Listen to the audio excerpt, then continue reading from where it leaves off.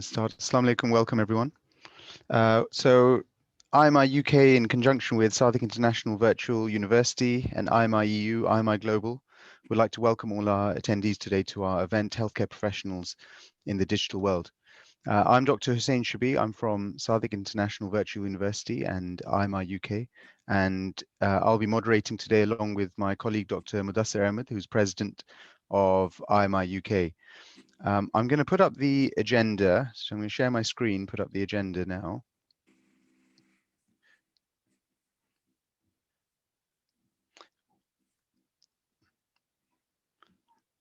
So, so here's the agenda for today. We have 4 speakers with inspirational personal stories and information about their interests and roles in the modern sort of digital world. We're going to start with Dr. Suhail Hussain, who's going to tell us about how working as a media doctor, and then Dr. Junaid Bajwa will tell us about digital transformation in health, and then Dr. Qasim Naqvi is going to tell us about his career as an entrepreneur, and Dr. Sam Raza will be our final talk about role of social media in medicine, new frontiers.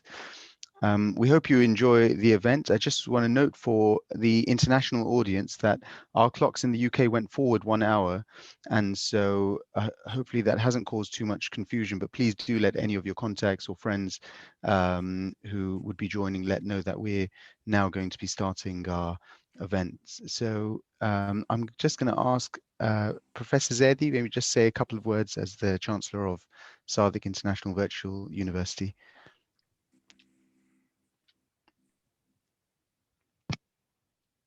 Assalamu alaikum all. Army Medicine International has taken this initiative on behalf of the IMI UK and you under the leadership, able leadership, I should underline it, of Dr. Mudassir Ahmed, whom I've known for many, many years. Hussein Shabi has taken over the charge as a coordinator, of course, Huma Hussain Raza himself. It's wonderful, wonderful beginning. IMI has been quite active in the UK when Dr. Fatima was in charge. That was 2-3 years ago.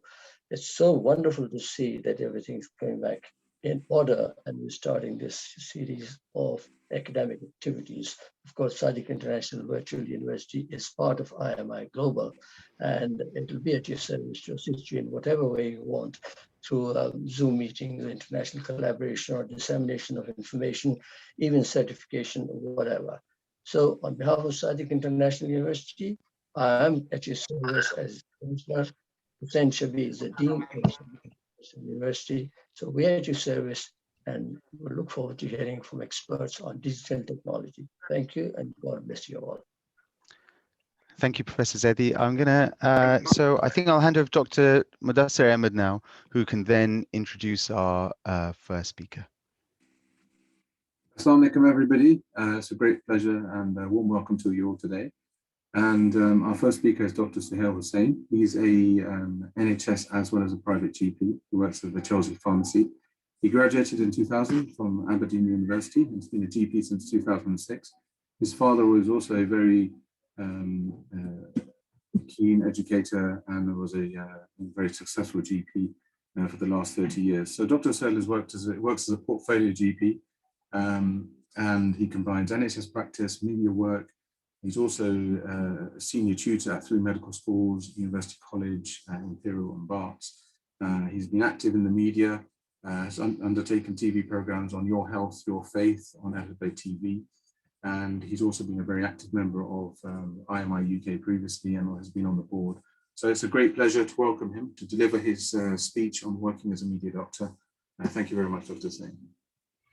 Welcome. Thank you, Mudassir, and thank you, Hussain, and thank you to Professor Zaidi, who gave the introduction. Yes, as has been mentioned, I've been involved with IMI for a number of years, first as a participant, then on the board, and now just again as a participant. And it gives me great pleasure. I'm very honored to be invited here to talk to you about my work as a portfolio GP, but in particular, the elements that encompass media work, if you like. So I've got a short presentation, which shouldn't take too long.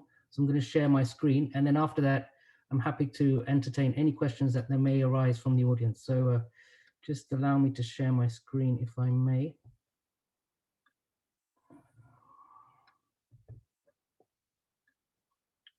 Right, so if, how do we, just trying to see, sorry, 1 second. If you could just tell me, please, if you are able to see the screen and the slides. I'm going to start the slideshow. So can everyone see the screen? Yes. Yes. Yeah. Okay, thank you.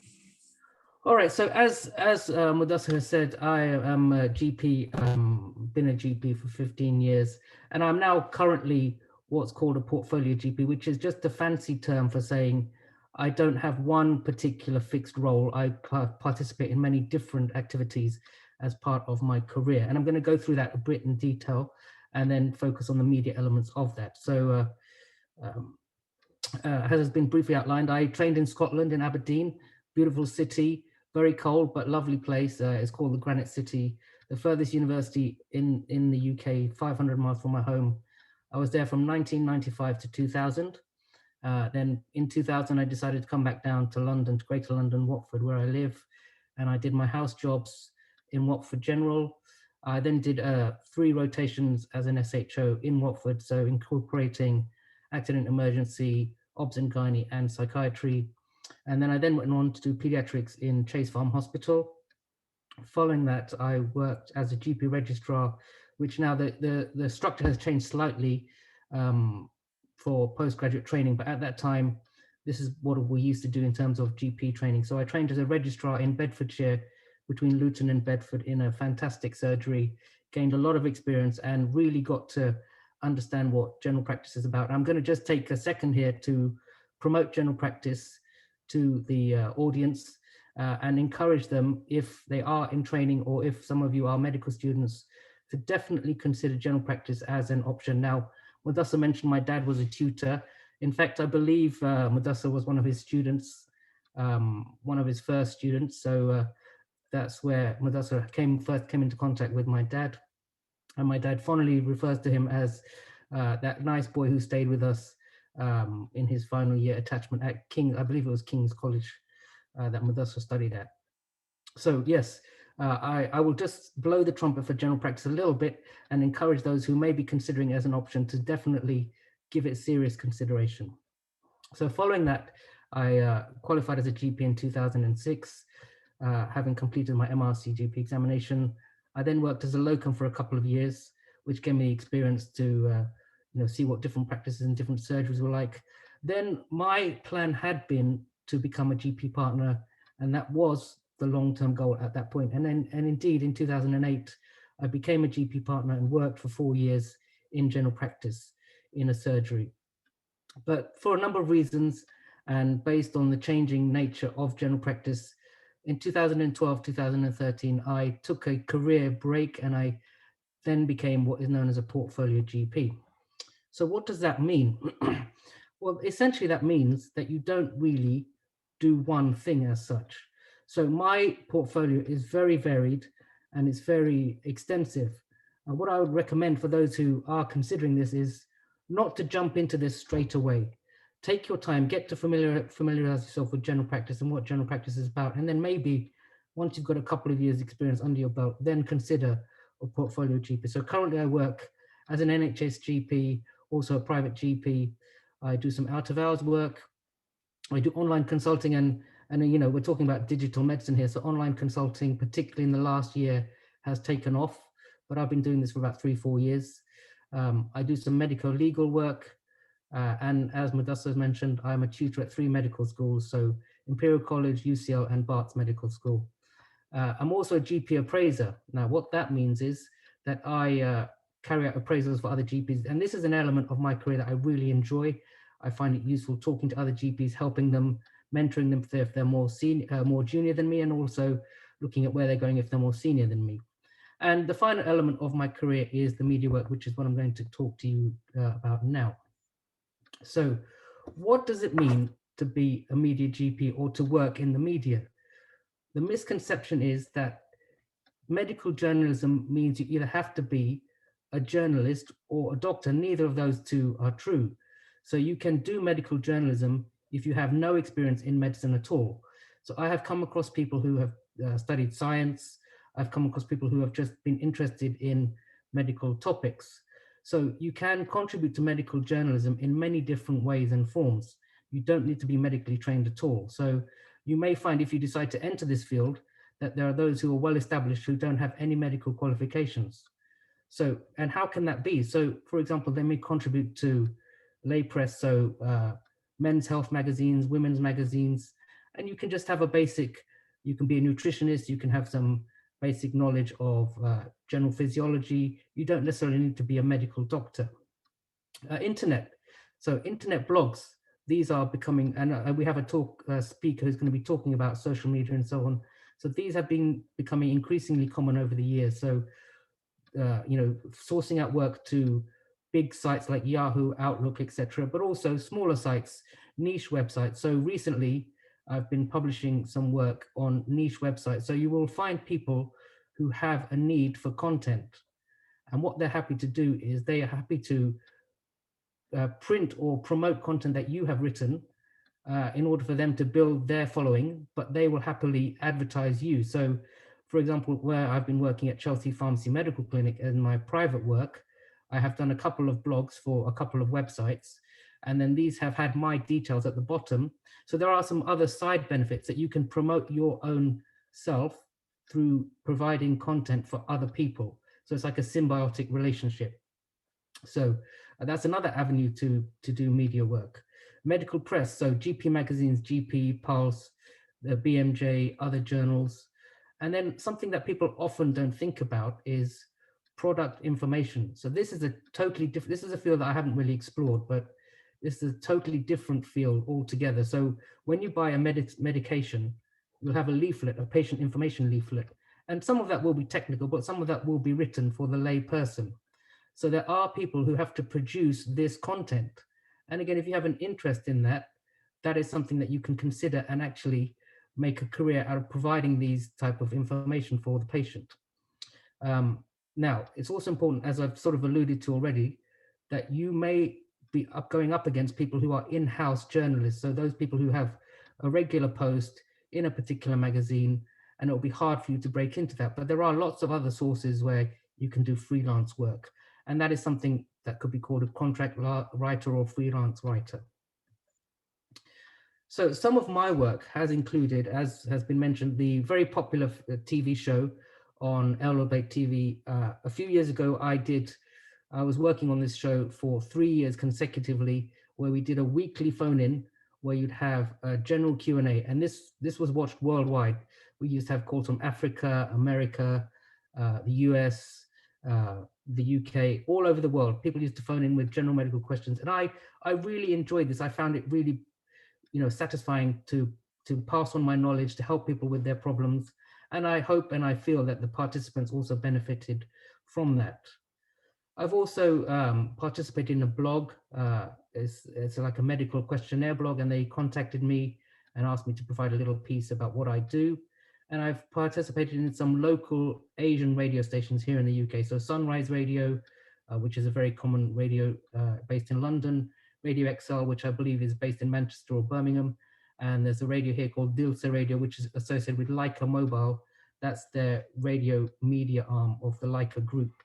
So I've done a few shows for those channels as well.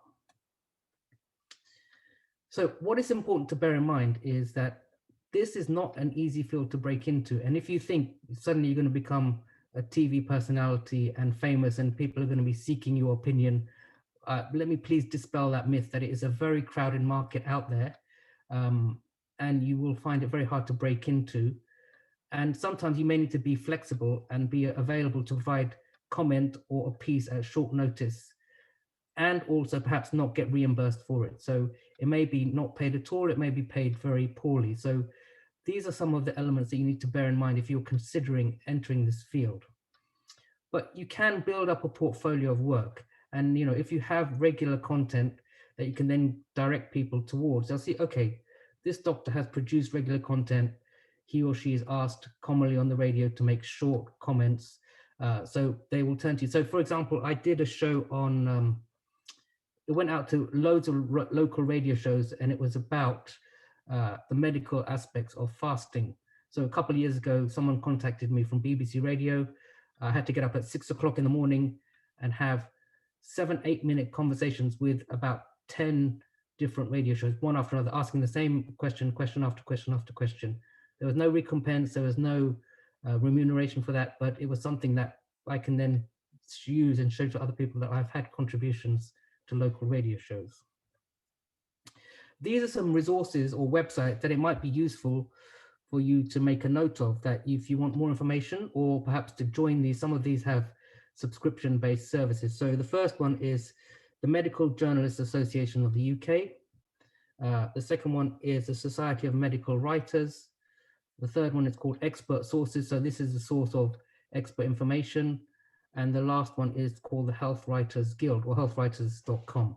So these are all websites or societies that you can join to raise your profile and to have a society you can be part of. I personally have not joined any of these just because the media elements of my work are not that detailed, but it is something that is useful if you're thinking of developing that make a note of these websites and perhaps join them and become a member, and then you'll be able to be promoted, get work, and raise your profile. So that's all I have to say for you guys. If there's any questions, I'm more than happy to entertain them, or if there's any tips or tricks, I will try and help you to guide you in the right direction. So I'm going to try and stop sharing. Thank you, Dr. Sahil Hussain. That was a fantastic overview about working as a portfolio GP and the different avenues that one can work in the media. And while we're waiting for some of the questions to come through, I mean, you've given us a huge array of different avenues in which you can work, and you know, it seemed like a bit of a minefield for someone who's just starting out and keen to get into it. Is there any formal training that one needs to actually work in the media? And are there any like particular alternative outlets that we can work, you know, for example, YouTube, TikTok, and how do you actually get into these work for these organizations? Okay, so I personally have not had any formal training, but I like talking, and I believe that I have the ability to express myself well, particularly in the written word. So personally, I think one should have the ability to construct a well-structured piece, to have a viewpoint on it, and to be eloquent in portraying that. So people have often commented to me, "Oh, that was such a well-written piece," or "You've come across so well on the show, particularly on the Your Health, Your Faith show," which is the one I've done most. So it's the ability to A, be knowledgeable about your subject, B, have an interest in it, and C, put together a well-constructed, eloquent, and coherent piece, particularly if you're putting something in writing. So I like language, I like reading. I have developed my skills through my own personal interest. I suppose there would maybe courses that one can do in journalism and so on, other than a degree. You know, there may be sort of small courses that one can do, but I think you have to have a genuine interest and you have to be articulate and eloquent. That's what I would say. Yeah. I mean, I think that's absolutely right. If you can't get the message across, then, you know, the message, it spoils the message, doesn't it? So we have another question coming in. What are the downsides of working in the media industry? Okay, so the downsides are, one, you have to be ready to give a comment at short notice. So it may be tricky if you're not available, particularly if you're working for, I've recently, with the clinic in Chelsea, we've been working with a PR agency, and they often need a comment at very short notice. So if you're unable to do it and the magazine or the source needs that information, then they'll go somewhere else. The PR agency will say, well, sorry, they've filled their piece elsewhere. So A, there's a time constraint, and B, as I said, it isn't always remunerated. In fact, quite often it isn't remunerated. So if you think you're going to become a media personality and you know, a TV star or a well-paid journalist, that is not the case. You do need to understand that this is an interest for me. This is a passion that I have, and I do it more because of that rather than for remuneration or you know, massive recognition. Maybe if we spoke to you in 10 years' time, you might be you've got a different story.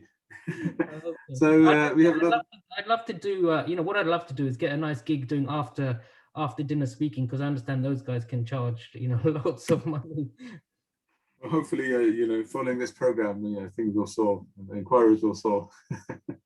Do you have, in terms of the do's and don'ts of working in the media, is there any particular ones that you would comment about? I'm sorry, I'm not entirely sure I follow the question. So what are the do's and don'ts of working in the media? So I think you have to be a little bit careful about what you say, because your comment or your piece may be seen very widely, and if it's shared, then you want to try and avoid being controversial.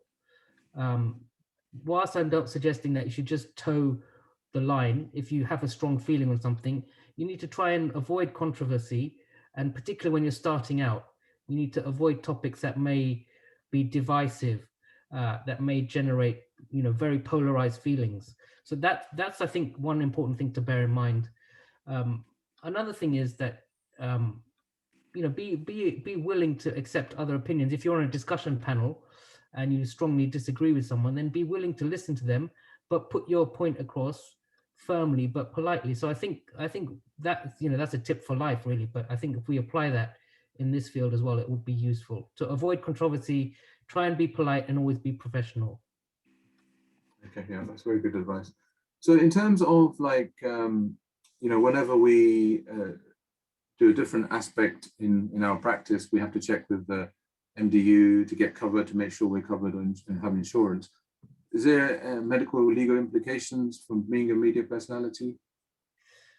Actually, I haven't. That's a very interesting question. I haven't actually explored that in any great detail. But I think if you were to say things that could perhaps be deemed to be clinically inaccurate, then another doctor or someone else who picks up on that may say, well, this is not evidence-based, or this is clinically inaccurate, or this is dangerous advice. So again, I think if we're talking about medical topics, and it's always important to put a caveat at the show, in whatever show you're doing, say this is general advice only. Please always seek your own professional medical advice. So if we caveat that with that this is an advice show, we're giving you advice based on a sort of a general picture. We don't know you personally. We don't know your circumstances. And I think every time I've been on the phone-in show, I've tried to explain that I'm basing this on the limited knowledge that I have. Please do seek further medical advice if you're not sure, or if you want, further help. So I think we need to be careful not to give direct clinical advice to a patient, to a participant who calls in or writes in, because their circumstances may be different. Yeah, I think that's important to give that caveat at the beginning, isn't it? To ensure that patients see their GP or seek medical advice rather than follow or misinterpret what might have been said. Yeah. So we have another question. Do hospital trusts have their own portfolio GPs? Hospital trusts, well, general practice is primary care, so we're not based in hospital. So, I mean, basically, as I said at the beginning, the portfolio GP is something that's grown and become particularly common, much more so now. So actually, this has another side to it where we were not really touching upon, where patient care has been perhaps compromised, where you can't see the same GP because GPs are working part-time or they're not working in the same place, so you've lost that continuity of care. But so I'm not sure if you can do a portfolio career in the hospital. I don't know about that, but certainly in general practice in primary care you can. And in terms of in your personal experience, what's the most difficult, challenging situation you faced as being a media doctor? Is there any ones that you can call? I think it's sometimes, of course, as in with clinical practice, you'll come across a situation you haven't encountered before. But being open and honest with the person who calls in, saying, "Well, I'm really not sure. Perhaps you need to seek further attention or further advice." So there hasn't been anything particularly tricky, as long as we're open and upfront with the person who's calling in that we are unable to answer their question, and maybe guide them to avenues that they could then explore. So I think that's what patients value, and that's what callers to shows value, that this doctor didn't know what the answer was, but they guided me to an avenue that they could explore. Yeah. And in answer to the previous question, Dr. Junaid Bajwa has kindly answered the question, saying that some hospitals do actually have portfolio GPs. And Okay. more of this will become apparent as we have more integrated care systems. So that is something that I think is that type of career will diversify further. And I think with the advent of more digital consulting, there'll be fewer patient face-to-face interactions, and that may mean doctors have time to do other things. Obviously, for yourself, you can't operate from, well, you actually maybe you can operate from home, with robotic surgery, but sometimes some things need to be face to face. Fantastic. Well, I think thank you so much. That was an excellent talk, and I really enjoyed it, and especially the question and answer. So I think I'll hand over to Dr. Shabir Hussain for the next. Thanks, Mudassar, and thanks, Dr. Suhail Hussain. Really fascinating talk. I think we'll move on to the next speaker, and it's a real honor to have Dr. Junaid Bajwa. It's a real honor for me personally. He's a good friend, he's a mentor, and someone who continues to inspire me every day, and I'm sure you'll see that once you hear him speak. And so we're going to welcome Dr. Bajwa. Dr. Bajwa is the current Global Chief Medical Scientist at Microsoft Research. He's previously Global Lead for Strategic Alliances and Solutions for Merck Sharp and Dohme, and he co-founded Velocity Health, Europe's first prevention-focused digital health accelerator. He's a practicing GP, primary care physician, but he's worked across primary care and secondary care in London, acted as a payer, policymaker within the UK, specialized in informatics, digital transformation, leadership. He's consulted for healthcare systems across the world. He studied health strategy, quality improvement at both Harvard, Institute Healthcare Improvement in Boston. He's clinical associate professor of UCL and visiting scientist at the Harvard School of Public Health. So we're really honored to have Dr. Bajwa speak with us today. Please do post any questions on the Zoom chat and on the Q&A section, and I'll endeavor to ask your questions at the end of the lecture. But without further ado, we welcome Dr. Junaid Bajwa. Thanks, Hussain, and you embarrass me with your compliments, but I do appreciate them, and I see you very much as a mentor too. So assalamu alaikum, everybody, delighted to be here. I have a short presentation to go through. I was asked to talk a little bit about digital transformation in healthcare, and very, very happy to take any questions towards the end. And may I start by just saying I hope all of you and your families continue to remain safe and well throughout this pandemic. So feel free also to connect via social media if that's helpful. I'm freely accessible on Twitter and on LinkedIn. So as Hussain mentioned, I'll talk a little bit about digital transformation in healthcare, but I want to try and ground everything back into patient care, if possible. And so if you think about this advent of digital transformation in healthcare, it's probably worth looking at two dichotomies. So one, if you look at Satya Nadella, who's the CEO of Microsoft, with the advent of all the data that we have within healthcare systems, we understand what AI can do. And for Microsoft, Microsoft's mission is around empowering everybody on the planet to achieve more with technology. What does that really mean for healthcare? And what are we doing with AI? And Satya feels that AI is actually the biggest application within our healthcare for transformation. But we're also minded of a quote from 1926 from Harvard, which is around the interest in humanity, and the secret for caring for the patient is caring for the patient. So although we talk a lot about the digital whiz bang happening in and around us, we must always consider the impact on the patient that will ultimately be the end receiver of our work. As Hussain mentioned, I've been very, very fortunate. I've had a range of different opportunities. I've always sought to try and operate at the top of my license where possible, and thought to see where I could do to continue to learn. And that learning has led me from 2004, graduating at medical school, thinking I'd go into surgery, rotating through a range of things, ultimately going into general practice. In general practice, thinking I would do some relief work in Southeast Asia, and someone said, do relief work in Southeast London before you think about relief work in Southeast Asia, to seeing the massive inequity that exists even within London-based healthcare systems, to then trying to do a little bit of a difference as it relates to becoming a local payer, and then taking on a variety of different opportunities over time. And so my rotations have been across hospitals, primary care, payer systems, regulator and policy, and life sciences. And I'd say my rotation now is in big tech. And happy again to answer any questions on that. Just in terms of context setting for everything, every healthcare system in the world tries to do three things at the same time. And that's known as the triple aim. Some would call it the quadruple aim. So one is improve population health at scale. The second is to improve the experience of care for the patients and public that you serve, but also for those who are on the delivery side of healthcare, the doctors, the nurses, the pharmacists, etc. But do that at the same time as reducing the per capita cost of healthcare spend.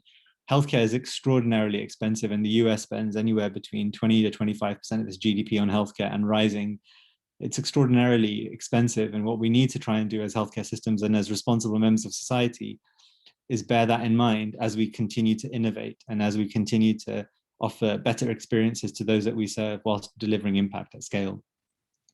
When we think about healthcare costs, we recognize that 5% of the population, the most vulnerable in society, often equate for 20 to 25% of all resource spend.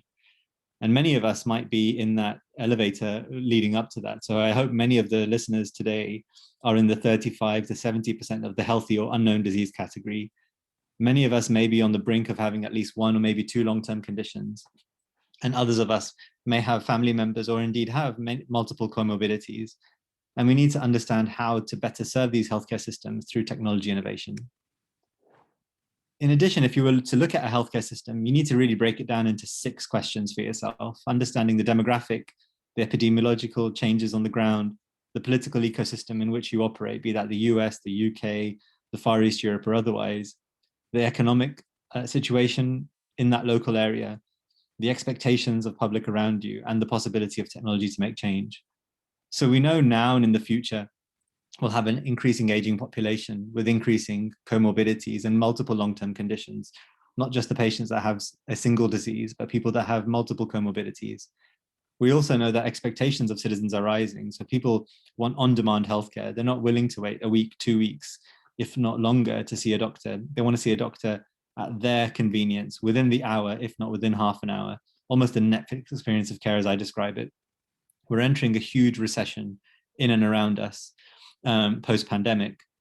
And we also know that if you go forward 9 years from now, the World Health Organization projects a shortfall of 14 million healthcare professionals by 2030. That's 14 million less doctors, nurses, pharmacists on the planet than what society needs, predominantly in low middle income countries, but also significantly in the West as well. And you must think about what the role of technology can do to improve access and improve better healthcare in and around the challenge around us. And the opportunity for technology to make a huge difference, and things such as your smartphone or your mobile phone, or indeed emerging technology, what can that do to improve access through the use of telemedicine, through the use of better geopolitical ability to coordinate your care, what have you. When we look at healthcare and we look at the data and we look at social determinants of health, we recognize that much of the decisions we make are on this 11% part of the pie chart, so this medical care component. And when we think about healthcare, certainly in secondary care systems, it's always about what is the problem with that patient at that moment in time.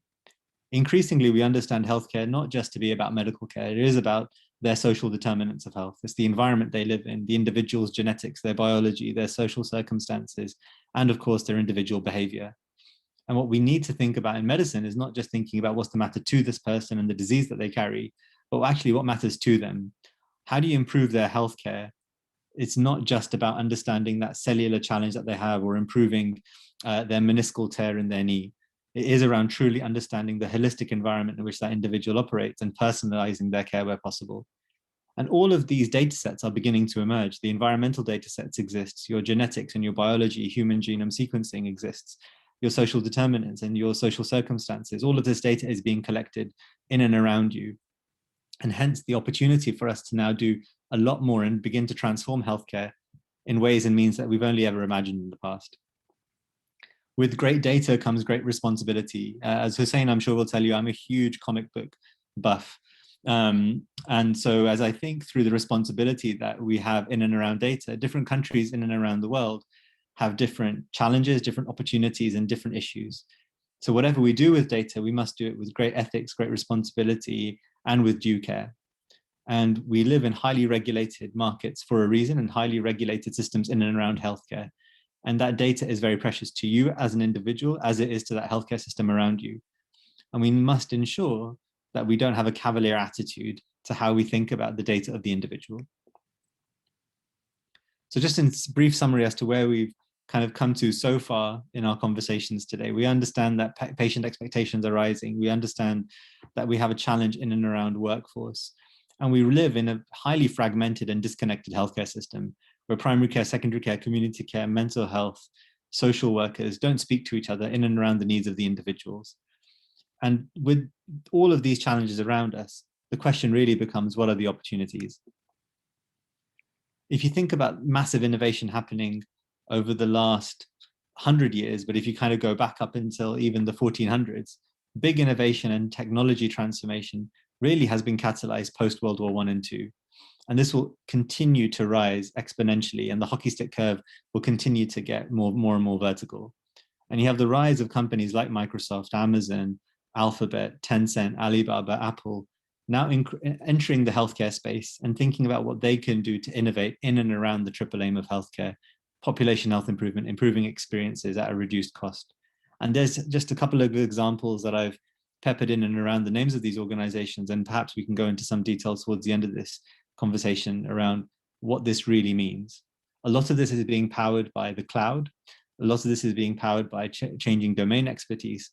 And it's also being powered by this transforming access to data that we've never had before. Not only are the big tech companies coming into this space, but we've also got the emergence of incredible startups and unicorns almost in this space. So by 2020 October, there was nearly 41 healthcare unicorns at a total valuation of $102 billion globally. A lot of movement in the US, a lot of movement happening in the UK, but tremendous movement and opportunities also happening in the Middle East and in Africa, and in the Far East as well, of course. But it just goes to show you that healthcare is transforming around us. It's not just what's happening in our clinics and in our hospitals. They are being hugely influenced by technology innovators in and around the patient experience. I thought I would try and bring this to life a little bit to try and think about the cancer patient journey. And if I think about the cancer patient journey, people will typically map out a journey from symptoms of disease through to diagnosis, treatment, hopefully some form of rehabilitation. And then ultimately at the end of the treatment pathway, there are two choices that exist. One is hopefully a choice, and we'll see more and more people go into the survivorship bucket, but there will still be patients that go into the palliation side. And each of these things, and this is just an example of what happens in the UK, are not without challenge. So we know that symptoms are not always made obvious to the clinical professional, nor are they made obvious to the patient. Even when they are made obvious, the diagnosis and referral pathways, there's massive variation in the UK as there is in the US and other parts of the world. Increasingly, the treatment options are becoming more complicated. Do you treat this individual with surgery, with radiotherapy, with chemotherapy, or immunotherapy, or indeed combination immunotherapy in the future? When that patient is being treated, what happens in between their clinic visits? Are we truly optimizing their care throughout their care experience? And do we understand what toll it's taking on their physical and their mental state? And are we doing everything we can to optimize that? And on the bottom, there's just a range of different companies that are taking different parts of the patient journey and really thinking about how they could innovate. So Freenome is looking at drug discovery pathways. And for drugs historically that may not have reached phase 3 trials, maybe they weren't for the masses, but could they be re-engineered for a subpopulation of people, and could they still be successful? Alkin is looking at innovating in and around digital pathology and thinking about leveraging federated AI systems to transform and accelerate the diagnostic stage. And the list goes on. But as we know, the journey is not linear by any stretch of the imagination. And this picture on the left is taken from the British Medical Journal. And it's what happens when you get designers together with engineers and together with doctors to say, let us try and map out what each of these cancer journeys really looks like. And they are convoluted. People don't present with lung cancer. They present with a series of symptoms through which then the clinician has to go through a range of questions and take a history, then take an investigative procedure, and then hopefully ultimately accelerate their path to diagnosis. Could we imagine a pathway in the future that is much more like a Waze? And with Waze, you do have choices. You could choose where you wish to be treated. You could choose the type of treatment you want based on the number of side effects you're willing to take. But all of this, could it become a lot more data-driven in the future? And could we imagine data-driven care pathways in the future much more than what we have today? And is it fair that if I was to see Hussein, I'd get a certain level of care, and if I was to see Mudassir, I would get a different level of care? How do we use data to really think through standardizing the care that we have, and could we leverage all of the intelligence happening in and around us at that moment in time to improve the care for that individual with the best of science and with the best of care. And this is really what people are thinking about now. So we know that medical knowledge is doubling every 73 days. A medical article is published every 30 seconds, and there's about 4,000 new papers on PubMed every single day. I won't ask Hussein, but if I did, I'm sure he would tell me that he doesn't spend his weekends just reading articles all day long to try and stay at the top of his game, although I know he is at the top of his game. But how does he continue to do that? And how do we take full advantage of the wealth of knowledge emerging across the world? And the very best expert can curate maybe 10 articles in a given week. But with all of this information, with the richness of the clinical trial data in front of us, with real world evidence emerging in front of us, with the omics data that we have and the social determinants of data, in addition to patient reported outcomes, can we go into a nirvana state of personalizing these treatment options for patients and creating less deviation from the standard and always operating in the patient's best interest, leveraging technology where possible, and really reaching a state of precision diagnosis, precision therapeutics, ultimately leading to a path of precision medicine powered by technology. This is just a dash cam view of how Tesla's autonomous vehicles work. And I'd say that if we can apply this similar technology with all the different parameters it takes to drive a car, could we think about this and what this application could look like in healthcare? Could it lead to a new therapeutic domain, a new diagnostic domain, and a new care experience domain for patients in the future? I have a very short video which I will try and play for you now. Hussein, if it doesn't work, please let me know and I'll try and push a link into the chat window for us. But it's 2 or 3 minutes long, and perhaps I'll try and reconnect at the end of this. You don't become a doctor to bill. You become a doctor to take care of patients. You become a doctor to serve humanity. Ambient intelligence allows for the patient and doctor to be a patient and a doctor, like it used to be. There's a certain business requirement for a structured note and careful documentation, precise diagnoses, and carefully backed up coding for the business practice of medicine. But ultimately, it's about the patient's story. If you look at the promise of meaningful use and all the reasons we got into a digital health record, it really was to take better care of the patient. Unfortunately, sometimes we've done that through a barrier, meaning we added a keyboard, we added a computer. I think that's a key part of why physicians are frustrated. And I mean, you notice as a patient, you notice that your physician is typing and talking and, you know, yeah, okay, yeah. Now we can go into the background and just capture all the information you needed, but also maybe more importantly, capture something that was missed. That missed was the patient's story. There's a device on the wall and it's listening to your conversation and it's able to discriminate between a patient and a physician and a family member and is able to generate a progress note and a patient encounter based on your conversation. What it has enabled is that I can pay attention to what you are saying, because it is very important for me to have the empathy and you to feel as a patient that you are telling somebody who actually cares about you. Hey, Dragon, start my standard order set for arthritis pain. The idea of a computer that can listen like in Star Trek and just hear what's going on and make sense of it and slip into the background and listen, but only interject when necessary. That was for a long time a fantasy. I would say before, in a typical week, I would probably spend 6 to 8 hours documenting, just simply dictating and signing notes. I bet that my time has been cut into half, if not thirds, because of nuance now. It takes the hands-on time that the provider has to spend with the computer and puts that time back with the patient. It really takes a lot of that manual work out of the patient encounter and just allows it to happen kind of naturally. Ambient puts a listening device in the room quietly, securely, privately, and allows the two people in the room to really have a very intimate discussion on very private things. Knowing that the necessary recording of that for the business of medicine and healthcare can go on in the background, but letting that personal connection continue. And that's the reason I think almost all of us went into healthcare. It's to be able to be there for people, to express caring, to express empathy, and to connect as human beings.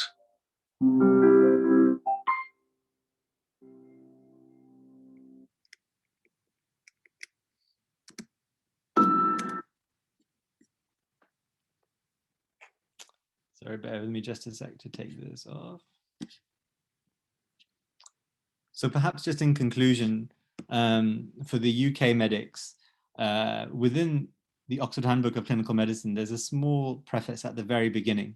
So we've spoken a little bit around the importance of patients, but I'd missed this throughout my 6 years at medical school and beyond until somebody reminded me of this just a few months ago. So the word patient occurs frequently throughout this book. Do not skim it or overlook it lightly. Rather, pause and doff your metaphorical cap, offering due respect to those who, by opening up of their lives to you, become your truly teachers. Without your patients, you are a technician with a useless skill. With them, you are a doctor. And I would say that technology has the opportunity to augment the superpowers that doctors, nurses, pharmacists, and healthcare professionals have. And the video I showed you is increasing within common practice today. And the role of technology to truly transform healthcare is really at this convergence point now, and it's up for us to truly embrace that. So again, very happy to connect with colleagues on LinkedIn, Twitter, and online. And Hussein, back to you. Happy to take any questions if that would be helpful. Thanks, Junaid. What a wonderful talk, as expected. From you, truly inspirational. And I hope you don't mind taking some questions from the audience. I'll start, if that's okay. We've had this before in one of our talks, but how should doctors prepare for the digital health revolution that we're currently clearly undergoing? And remember, we have an audience from around the world today. So how would you suggest doctors prepare for this? I think it's happening kind of in the background anyway. So I think that many doctors, depending on where they are in the world, are probably having some form of impact through digital transformation, digital healthcare, depending on the role that they wish to have within it. I think embracing it rather than pushing it away is critical, but also ensuring that there are safeguards in place as you think about adopting it or as you think about embedding it into your own personal workflow of work. So I'm not sure if there is a cheat sheet on what you need to do necessarily, Hussein, on this one. But I think embracing it, accepting it to be true, but then ensuring that it's deployed in a responsible manner is critical. And just following on for that, my father asked this question to many of our speakers before, but how do you envisage making these solutions cost effective for those economically less developed countries and those areas with limited access or availability to medical facilities? So actually, interestingly, within Microsoft, for example, and I'm happy to talk about things happening in pharma companies too, there's a specific work stream that I'm part of around equity and access to healthcare and how technology can impact on that. So I wouldn't think about technology as necessarily making things more expensive. As we know through Moore's law, technology will inevitably make things cheaper over time. Cloud computing will make storage cheaper over time.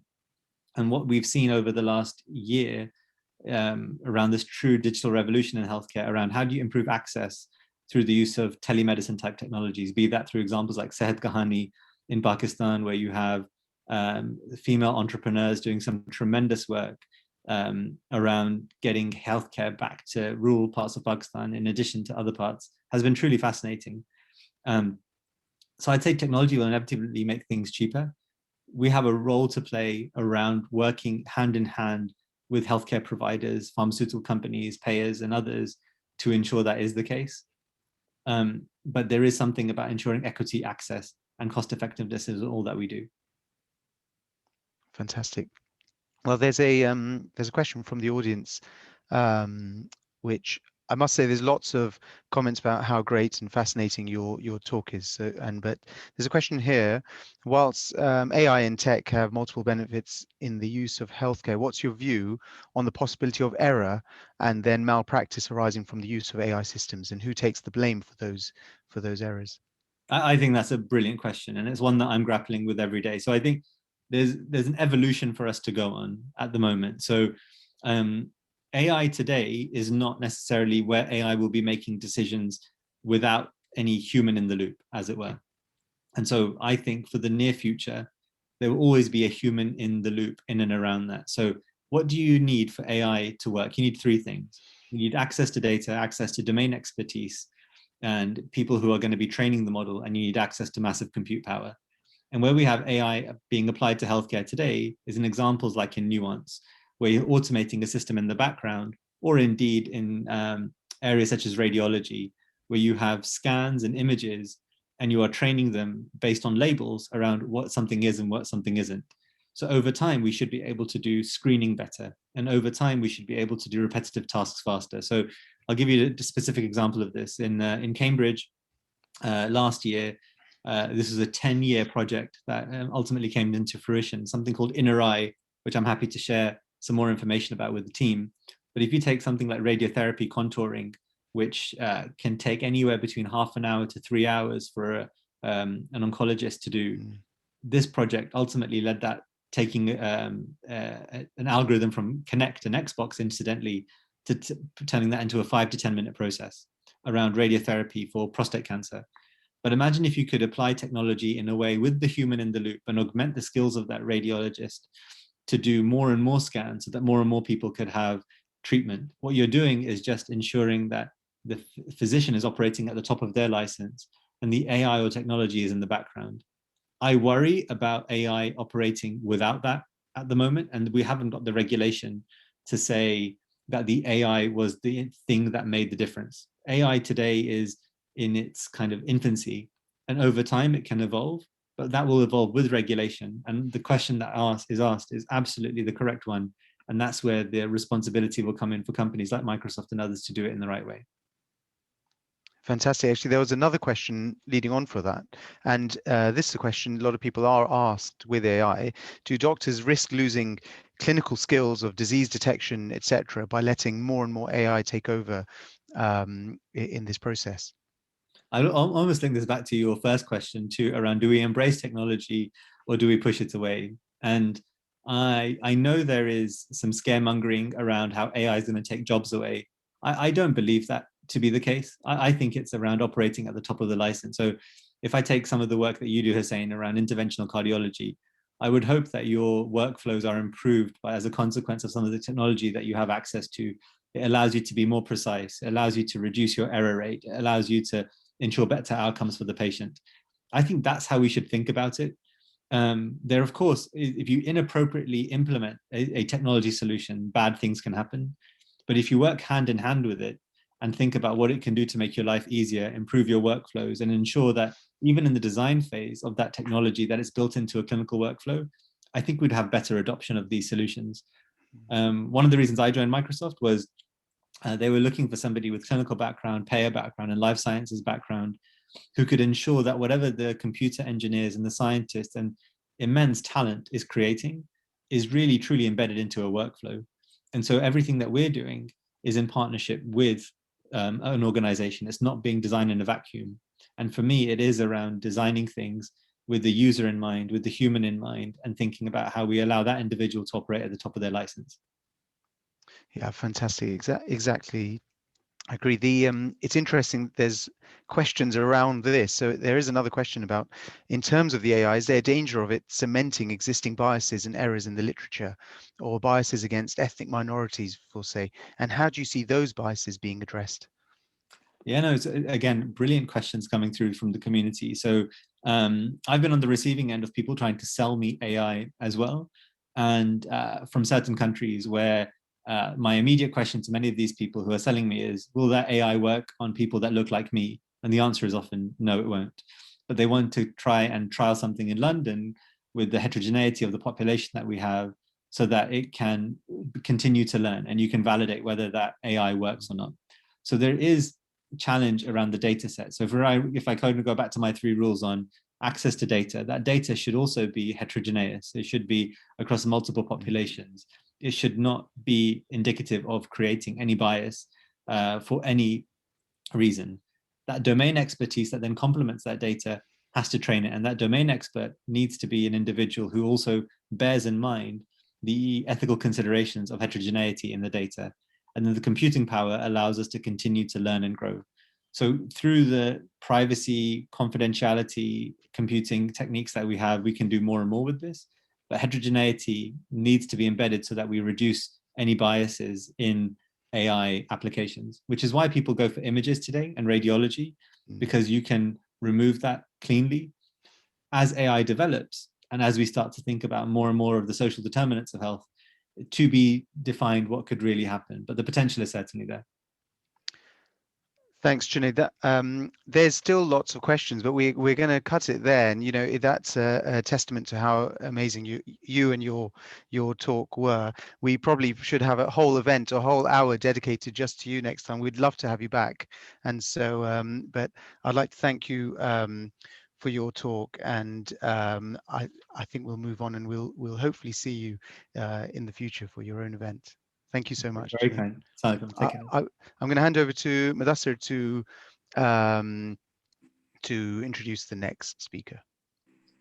I'm echoing Hussein's words. Fantastic talk from Dr. Junaid Bajwa. Fascinating what can be achieved and the progress that will be made going forward. So the next talk will be given by Dr. Qasim Naqvi, and it's going to be on healthcare professionals working as an entrepreneur. So Dr. Naqvi is a dentist. He's based in the US, and he switched careers from to do digital healthcare solutions, and he made a complete transition from being a dentist into a product lead for a tech company. And this was addressing real-world changes for users around the world. He's also advising on how to launch and manage startups. He's successfully launched and expanded 2 startup companies. So it's a great pleasure to invite him to give his talk on a healthcare professional as an entrepreneur. Assalamu alaikum, and thank you, Mudassir. I think you summarized my entire 15-minute presentation in just one line.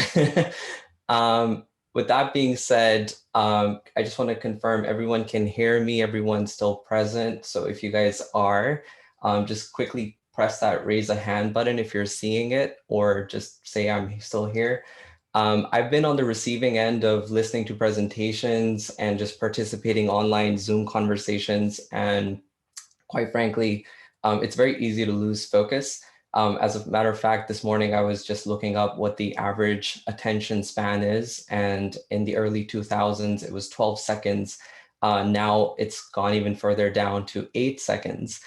So we have a average attention span of less than a goldfish, which is 9 seconds. So I do want to make sure that you guys everyone's attentive. I can see 2 hands up, so I'll take 2 as a crowd and pursue with my rest of my presentation. So let me quickly share my screen, and then can everyone confirm, or anyone confirm, that you guys can see my presentation? Yeah, we can see. Great. Yeah, so the topic of this is still healthcare professional as an entrepreneur, but just very last minute, I thought that title can very easily confuse people.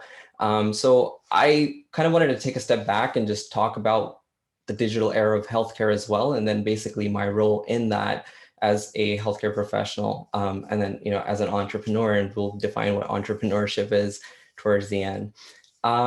Yeah, so before we just define myself as a healthcare professional, I wanted to talk to you guys a little bit more about me.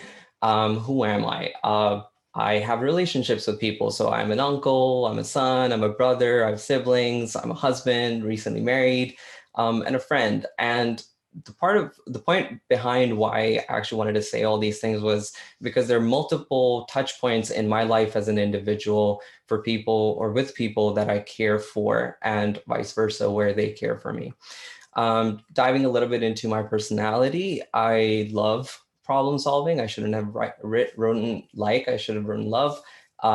I inherently enjoy it. I think it's fun, just identifying challenges and problems and being able to come up with creative solutions. Okay, a little bit of history lesson here for me. I was on an accelerated path when I was studying. So I graduated out of high school at the age of 16. My first year of dental university was at the age of 17. It's a little early, I'll say, just kind of in retrospective. If you're on a similar path, definitely take time to think through the choices that you want to make around the careers that you want to have. But at the same time, don't think too much, and I'll get a little bit into why. With that being said, I pretty much launched my first startup, and startup is just basically a company at the age of 18. So 1 year into dental studies, and you can tell I was bored already. With that being said, I graduated and became a dentist at the age of 21, practiced for a little while as a dentist, and then basically decided that that wasn't going to be my future forever. So I decided to completely go cold turkey, switch careers. But interestingly enough, all of my background knowledge still provides all the background information into the decisions that I make now as a digital product consultant. And what does digital product consultant even mean? At least in the technology and digital space, we consider products not just to be hardware items, but rather software solutions, right? So if you're thinking of a website, an application, take Zoom for an example, the platform that's allowing us to have this conversation. Little feature sets on websites, little tools and services that you're using. If you use Netflix, each of these things are essentially a digital product. And my role in that digital product ecosystem is basically to consult other individuals who have ideas and solutions to bring their ideas and solutions into life. And yeah, so I kept pursuing my career as a digital product consultant. And 2 years later, basically ended up launching more startups. And till today, I'm maintaining a total of 2 startups. And I've been basically working in the healthcare, medical, fitness, wellness space since basically 2014, not including my years of studies in medicine. And currently, and this is the point that's going to be the foundation of the rest of the presentation, is I'm providing, or not I, me and my team are providing healthcare to about 220 million people at the very least every year. And that's a very interesting number, because if you break it down to an average daily, that's about 600,000 individuals that we're catering to, or that we're quote unquote potentially responsible for giving them healthcare every day. And so the obvious question that stands up is, or that stands out is, how is that possible? And one of the other questions is, well, why graduate as a dentist and then switch your career? So I guess before I dive too far into that, I want to explain the question, basically the question on everyone's mind, like, why go digital? If you've already pursued and finished something, why not just stick to it? Makes sense. And personally, the long story short, the answer for me was this particular quote, which was, there is no such thing as a right decision. You have to make the decision right, which basically means choose what you want and work on it until it becomes right for you. And before I dive too far into why digital, I think we have to redefine healthcare. Junaid did a pretty decent job, with that video, where an individual, I don't remembering the name correctly, but an individual said, healthcare is now caring for humanity, right? And this is how basically Google defines it, or Wikipedia defines it. It's like providing medical care to an individual or a community. But I think now we have to redefine what medical means. We have to redefine what care means.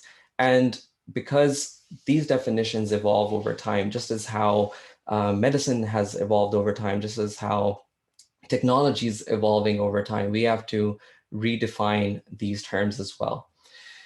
Personally, for me, I put medical in brackets and care in underline, because the focus is on care.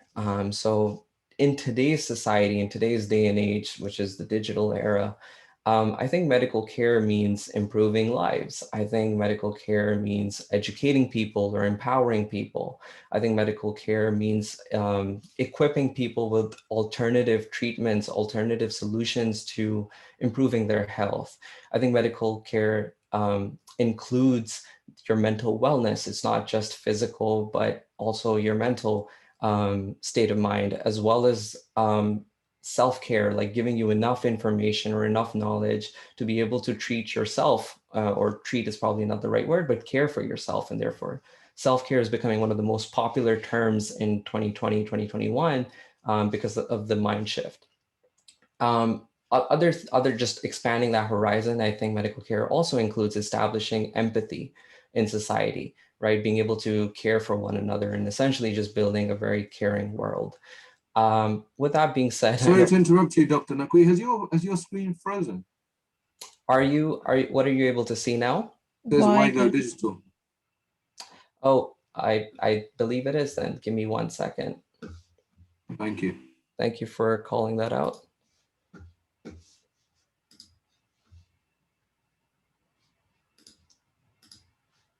Are you able to see a purple slide now? I can't see anything right now. It just says started screen sharing, but there's nothing's been shared. No problem. I'll try a different way of presenting. Interesting. Sorry. Technical. That's another segue into all the. We're gonna get into this in the presentations, but digital era basically means digital problems as well. So, can you tell me what you're seeing now? It still says you're sharing the screen, but nothing is being shared. Interesting. Sorry. Maybe close it and reopen it, maybe? Yep. I've been trying that. Okay, let's try one more time. Can you see? Yeah, that's better. You can see the wavy screen with the different colors. Okay, and can you still see it? Yep. Good. Awesome. All right. Sorry about that, everyone. I'm basically, I've been talking to myself about all these things, but basically this is what I just wanted to show you guys. I know it's an eight average attention span, which I'm working with. So I want to quickly just show what we're trying to do here. We're redefining medical care, improving lives, educating people, providing alternative treatments, caring about people's mental wellness, establishing empathy in society, as well as building a caring world.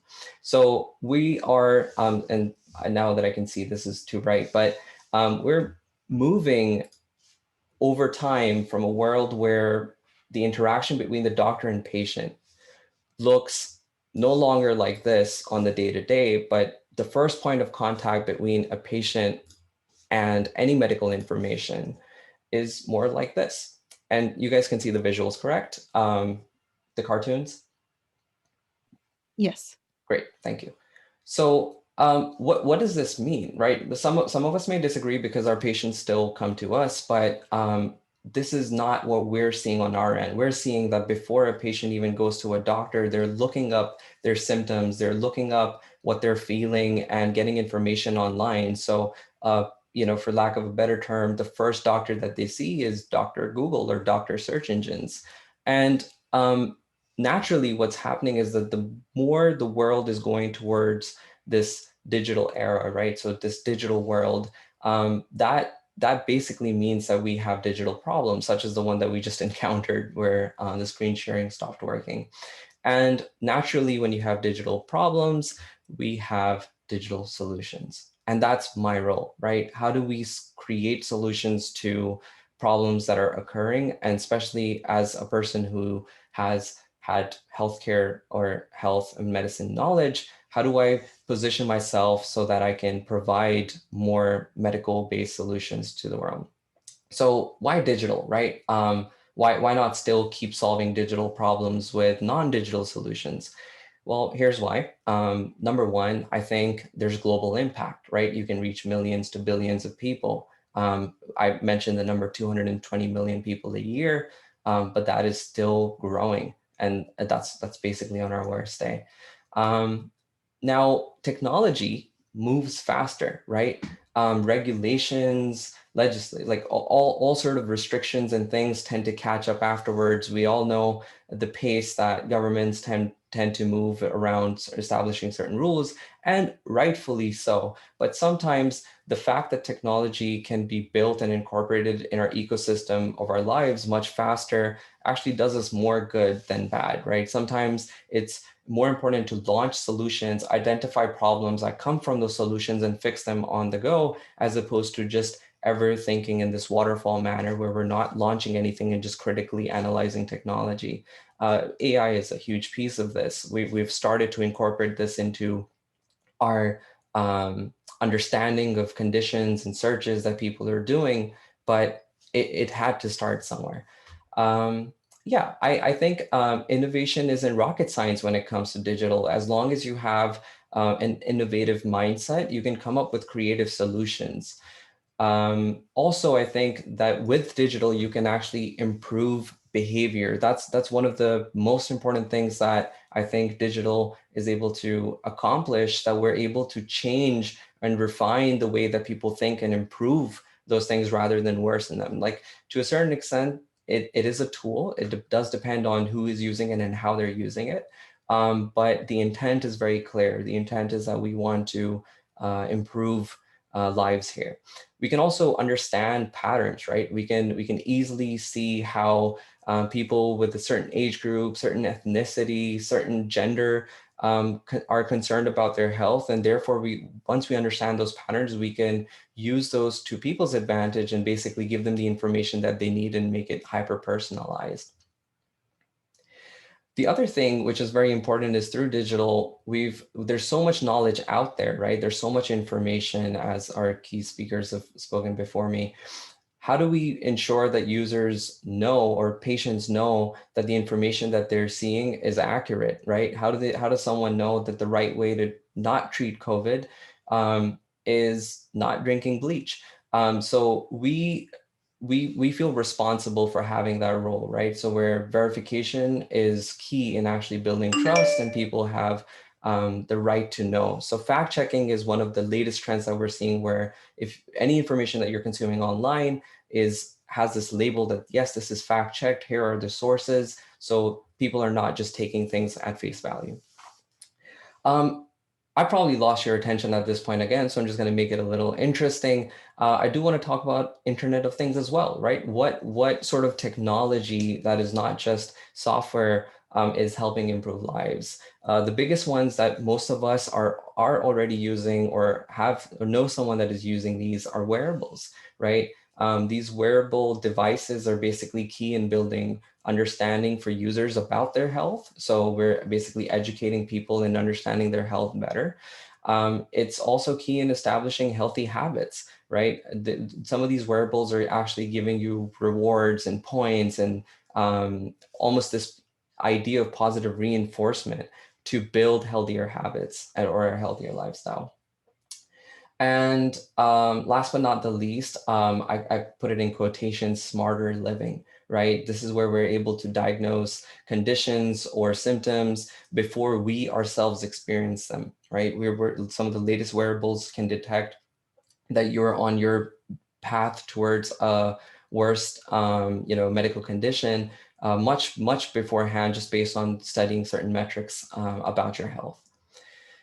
In addition to wearables, we're also seeing platforms and applications accomplish the same thing, right? So there's this website called Be My Eyes. It's very interesting because it's a platform where volunteers can actually help to see what blind people, to help blind people see, basically. So a blind individual can just open their phone, point at something, and a volunteer can jump online and tell them what they're looking at. And that's improving lives. That's building a caring world. That's building empathy for individuals.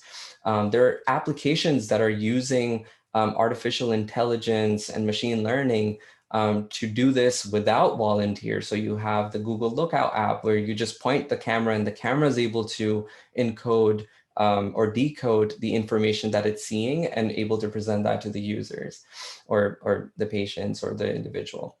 Then you have applications that are integrated with hardware devices. I've been using this one very lately, so it's fresh in my mind.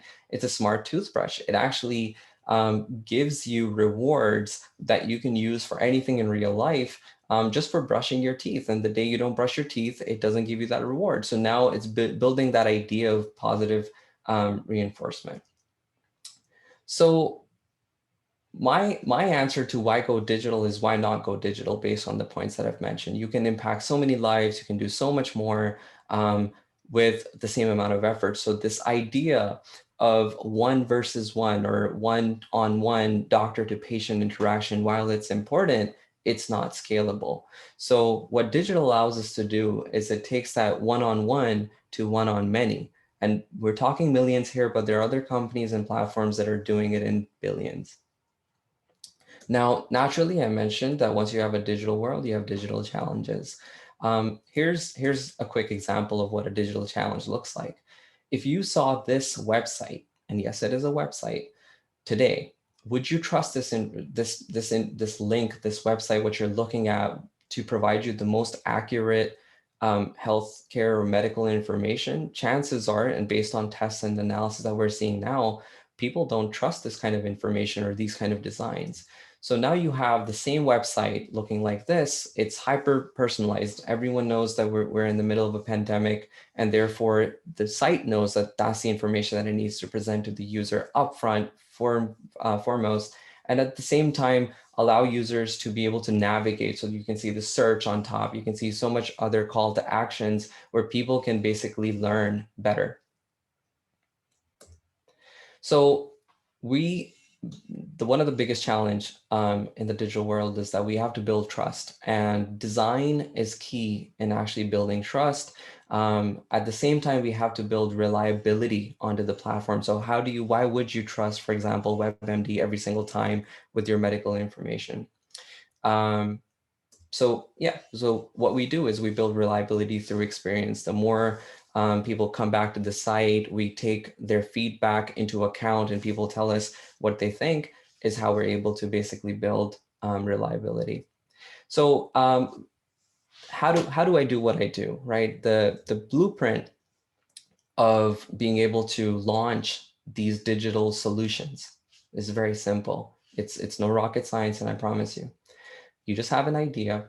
The first thing you do is, once you have an idea, is you research. You quickly ask your friends and family, you ask your online communities like Facebook, you post a little bit of a survey, and you get some initial feedback. Once you have that feedback, you test that feedback against people who don't or have not been part of that survey. And once you've tested that idea, the next step to do is you develop the most minimal viable product that is fundamental to basically establishing the idea that you have. You launch that idea. And once you launch that idea, you analyze it, you study how people use it. These platforms that you use on the daily, they're collecting so much information to improve your lives, but in order for them to do so, they must first understand your behavior, your patterns.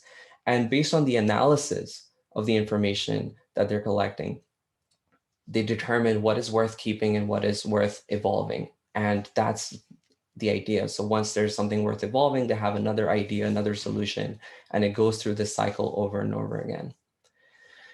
A little bit on entrepreneurship, and I'll end at this. There is no easy way to define entrepreneurship. I've launched a few startups. Some of them I had to terminate because they weren't the right solution. Some of them I still keep till today because they are. And I think this meme is probably the best way to define it. So there's like the part where, you know, my friends think being an entrepreneur is super cool. It just means being rich and being able to do all the cool things like Batman. My mom thinks I'm some sort of genius as an entrepreneur. And then society thinks I'm like Steve Jobs, like launching the next big thing. Governments think that I'm basically a milking cow. They can monetize off of all the activities that I'm doing. I think I'm changing the world, while in reality, I'm just getting stuff done, right? And I think that's entrepreneurship. The being able to put aside everything and focus on step one and executing that. I've already taken so much of the time Hopefully this conversation or this talk was helpful if I haven't already lost your interest. So I'll take any questions if you have, and I'm paying attention to the conversation on Zoom. So I'll stop presenting now.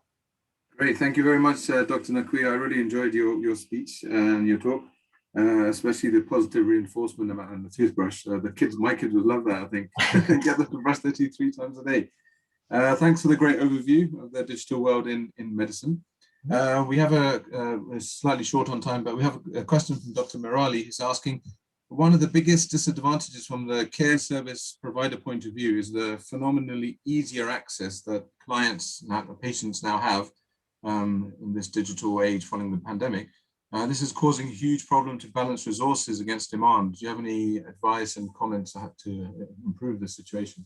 Absolutely. So as I mentioned, because now that we're living in this digital world, the problem as identified by, I forgot the name, sorry, but as identified has a digital solution. So it all starts off with an idea. I might have one idea, another person might have another idea, and we have to test and validate that idea. We have to launch it. We have to see whether or not people find value in it. And if they do, we keep it. If they don't, we keep evolving it.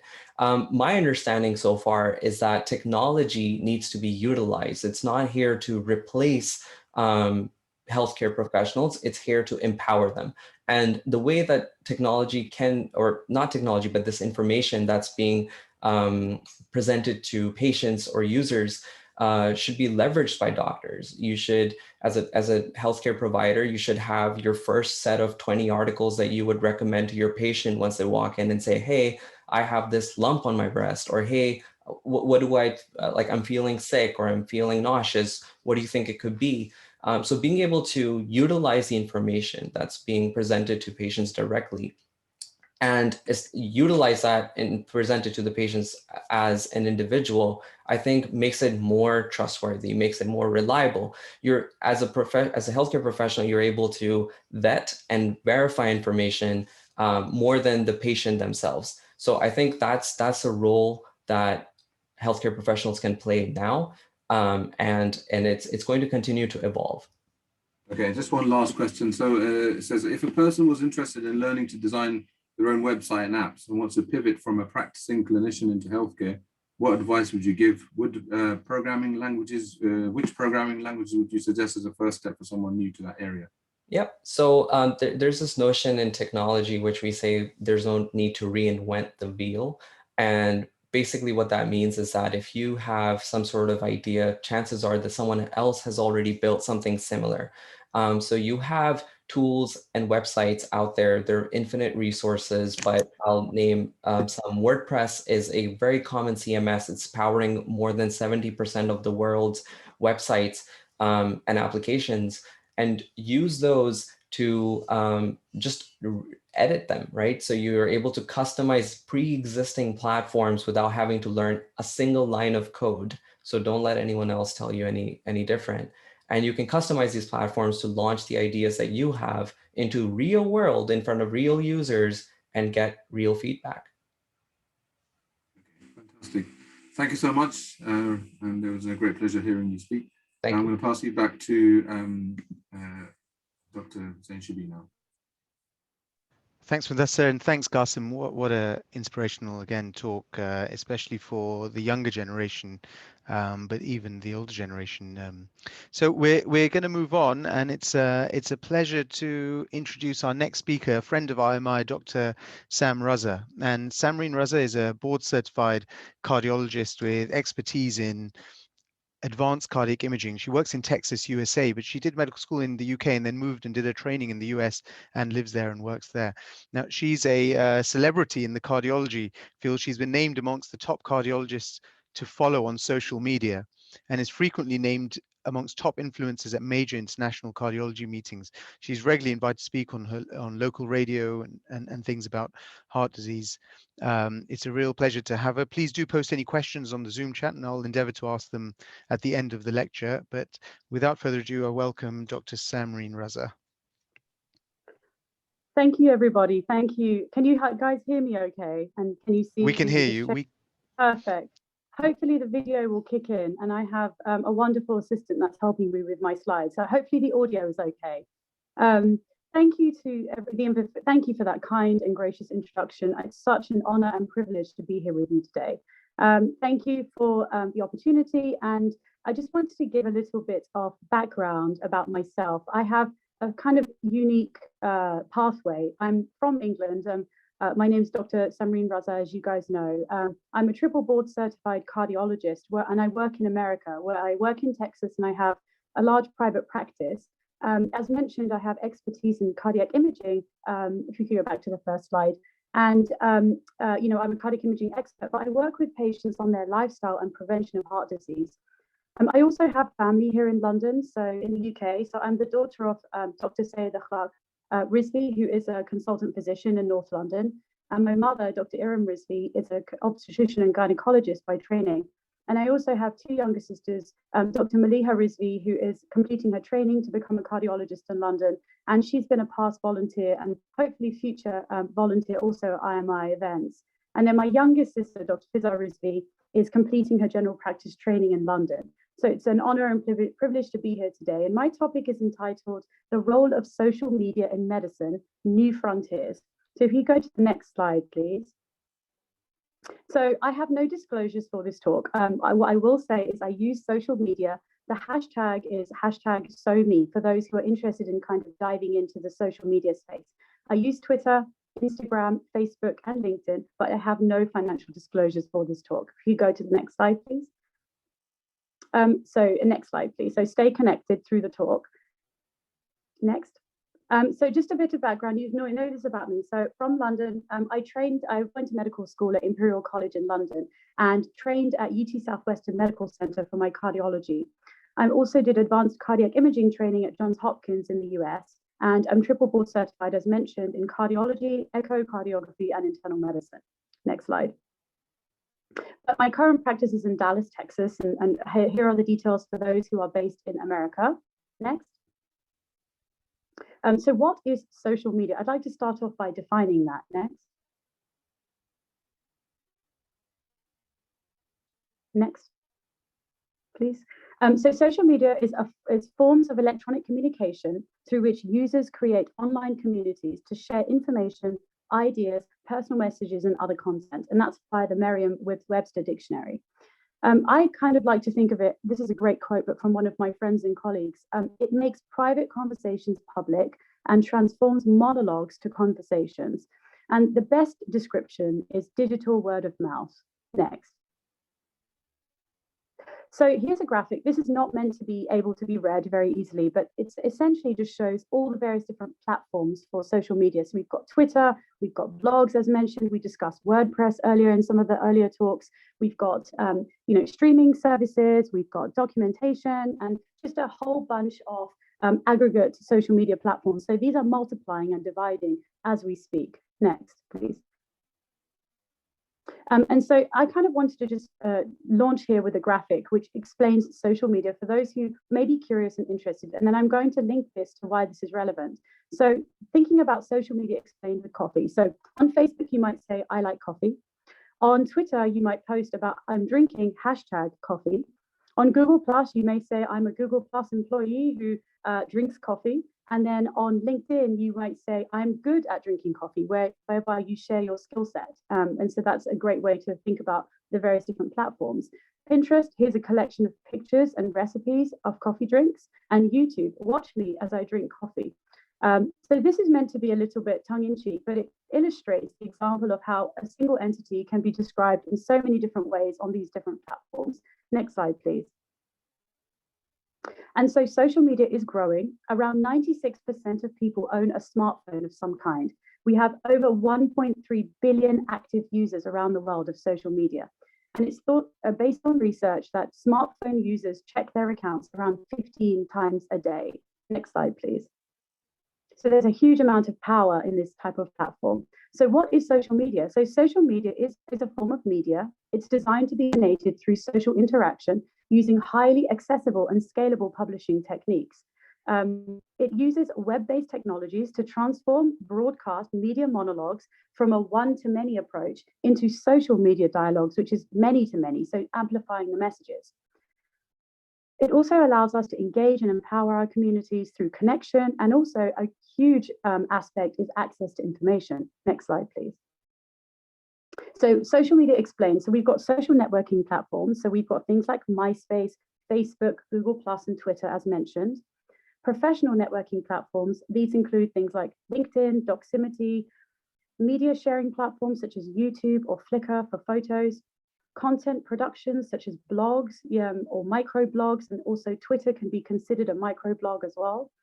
Knowledge and information aggregations such as Wikipedia, collecting credible resource information in a way that's very accessible to people via a website. Virtual reality and gaming environments, which is also another enterprise, which can also be linked heavily to social media. Next slide, please.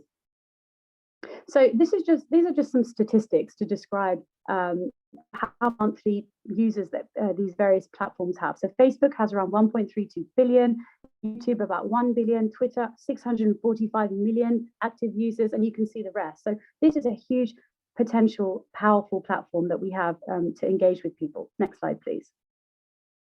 And social media is growing. So social media platforms are multiplying at rapid pace. And this, again, that small graphic is really just to show you the various different entities, by no means exhaustive, but you can see how many they are growing in the digital landscape. Next slide, please.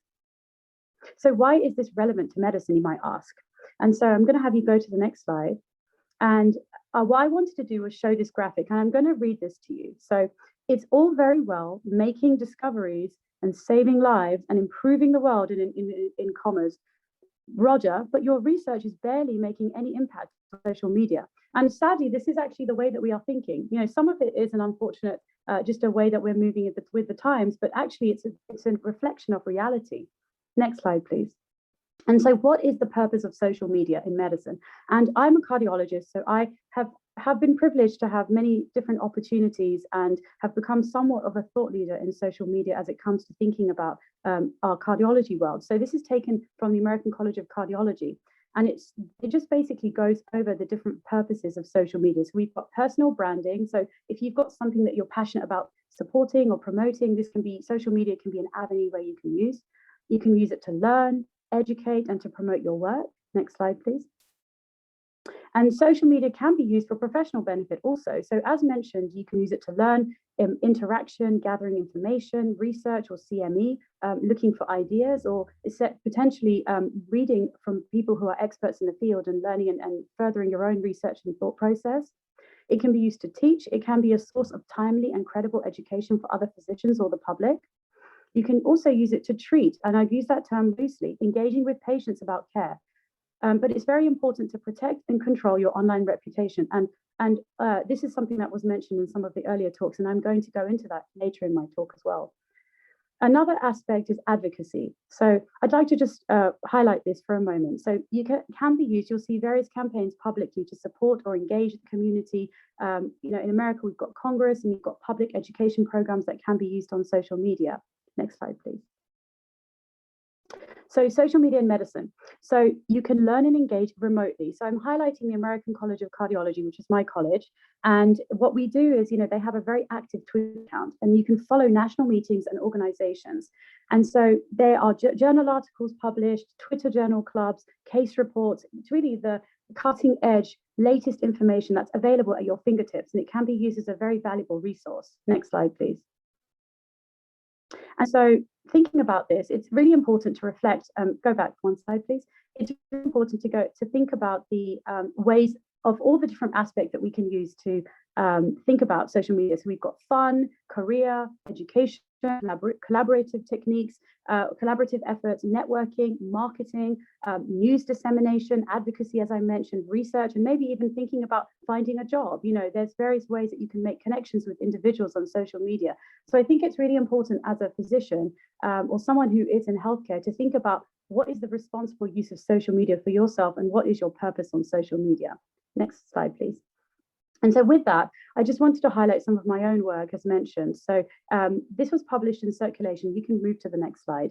I was approached by the editors of Circulation, which is a major cardiology journal, asking me to share my expertise about how social media can be used for cardiologists. So we wrote this paper, which was entitled Twitter as a New Core Competency for Cardiologists. And essentially what we did was we highlighted what the current landscape was for social media in cardiologists, because there are a lot of active cardiologists on social media. And so we basically highlighted this, and I would encourage everybody, if you're interested, you can read further and you can search my name, Samreen Raza, to find this citation, and it's listed below. Next slide, please. And in that, I actually made this graphic. So written by me, I went ahead and tried to summarize visually how a physician can engage with social media. And I'll leave this up just for a moment, but certainly it can be accessed later. Three main areas, which are education, teaching, and personal branding. But there are some tips and tricks as I'll go into. So thinking about professionalism, being respectful, being making sure you're friendly, and also defining your goals and time commitment to social media, and respecting privacy, which is very important. Next slide, please. And so again, and then following on from that paper, at the same time, actually, I was approached by the Journal of the American College of Cardiology and collaborated with some of my esteemed colleagues from the UK, across America and abroad, to write a blueprint, a framework for understanding social media. And I think in cardiology, we're very fortunate. We've taken a lot of leadership in social media as it's used in the medical landscape. And so again, a very interesting and informative paper if anyone's interested in any further work or information. Next slide, please. And so using social media to educate. So social media for a physician can be used to enhance participation in a scientific meeting. You can use it to engage with colleagues, support a public health message that's appropriate, and you can engage with others who have a similar clinical focus. Next slide, please. And so this is a graphic. So a lot of this is just numbers and sort of abstract concepts, but I wanted to give you a visual for how social media is powerful. So this is data taken from a platform called Simpler, which collects data on social media usage as it relates to certain events. And so basically this highlights social media at National Cardiology Meeting, which was the American College of Cardiology scientific meeting in 2019. And as you can see in the middle, you've got the American College of Cardiology, which was the most active because they are retweeting and amplifying a lot of the messages that are being produced during the meeting. And then you've got all these individuals, and you can see my name just under the American College of Cardiology, but we've got various other professors and experts and world-renowned international experts who happen to be friends and colleagues, and we're all interacting on social media about various different things. But I thought this was a really nice graphic to show you what the power and the reach can be. So next slide, please.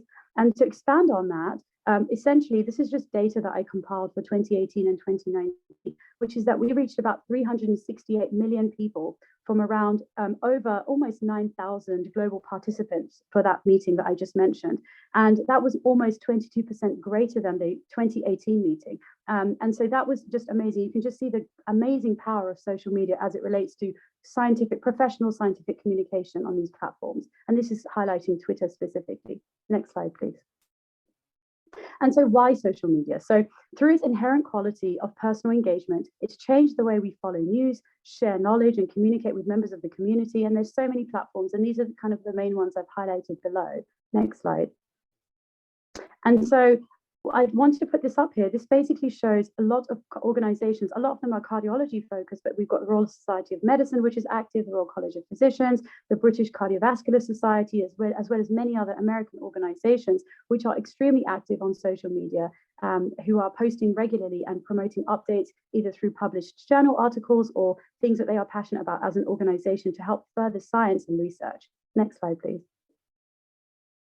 And so this is really changing our social impact as physicians. So again, highlighting that meeting, over 4 million digital impressions. We've got so many different countries involved, around 52 countries in this particular example. And I just put this picture up of so many friends and colleagues that we are engaged with during these meetings. So as you can see, it's really about bringing individuals together and promoting a positive message, which is really helping change the face of medicine. Next slide, please. And so how can social media be used? So I wanted to kind of launch into this aspect of the talk. So it can be used for organizational promotion. So for example, hospitals, societies, or patient advocacy. It can be used for patient education. So, you know, around 8 out of 10 internet users search for healthcare information online. It's usually the first place that people look when patients are thinking about finding a doctor or Googling their conditions. Thinking about patient care, for example, reminders or scheduling appointments, and then public health programs as mentioned. Next slide, please. And so in the cardiology world, I just wanted to give you this quick graphic. So we are able to disseminate relevant and important information to patients. So this gives an example of heart attack from a resource called CardioSmart, which is what we use in cardiology, essentially very easily explaining the heart attack signs and symptoms to a patient. So this could be easily shared with a patient through social media, and they can be informed about what symptoms they may be wishing to look for as it comes to this condition. So really important for public health and just for a credible resource for patients and information. Next slide, please. And so what is a hashtag? I'm going to get into some of the mechanics because some people may not be so familiar. So a hashtag is a word or a phrase preceded by a hash sign, which is denoted by this, used on social media websites and applications, especially Twitter, to identify messages on a specific topic. It can also be helpful to find collaborators who agree to use your hashtag or just basically are searching that particular hashtag. And there can be campaigns where you promote your hashtag and use your hashtag frequently, which can then help to collect information on a particular topic on that platform. Next slide.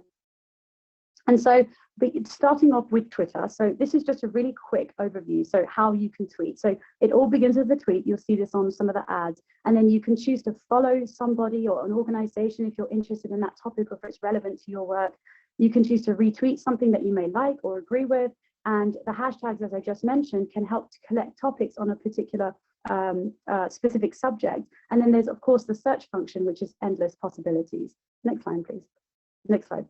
So here are some do's and don'ts of social media, and I'm going to read these to you. So some of the do's are to make sure you're always maintaining confidentiality and not disclosing patient information. It's also very important to abide by institutional policies. Also thinking about patient consent before sharing any photos or images, and that was really considered something that is very, very important, and we absolutely need to be sure that you are not disclosing private information. Thinking about transparency and remembering about when you are posting something, whether it's personal opinion or if it's credible scientific information. And then disclosing conflicts of interest so people understand if this is being paid or if there is a conflict of interest that exists. And that exists in general scientific communication. What are some of the don'ts? So using patient identifiers, disrespecting patients or your peers, plagiarism, using unoriginal content, offering medical advice, as mentioned in one of the earlier talks. You know, social media and media is generally not used to give specific personal medical advice. And also thinking about you should not be claiming expertise in an area that you are unfamiliar with or unqualified to speak about. Next slide, please. So here are some best practices. This is taken from one of my good friends who is a cardiology professor. Do not lie, don't pry, don't cheat. You can't delete. A lot of things stay permanent on social media, or they may get copied by somebody and then saved. So a lot of things that are online stay online. Do not steal, no plagiarism, and don't reveal. And I really like this. If you have no common sense, please ask for assistance. Next slide, please. And so rules for social media use as a physician. So you want to be respectful and courteous. Do not post patient information, which we call HIPAA in America, or protected or personal health information. Do not give specific patient advice. Be careful about friending patients. That's a whole nother avenue, which we can discuss if it's relevant. And then always post about your area of expertise and avoid long rants. Next slide, please.